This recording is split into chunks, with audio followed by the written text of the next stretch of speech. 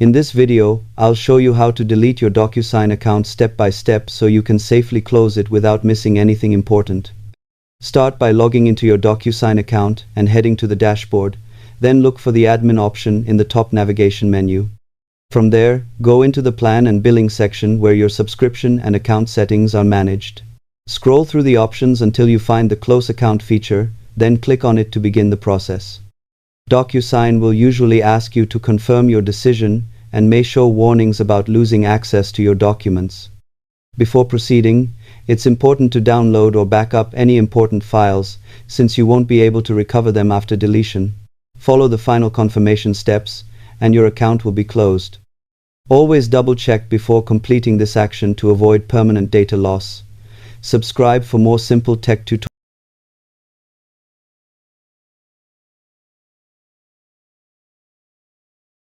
tutorials.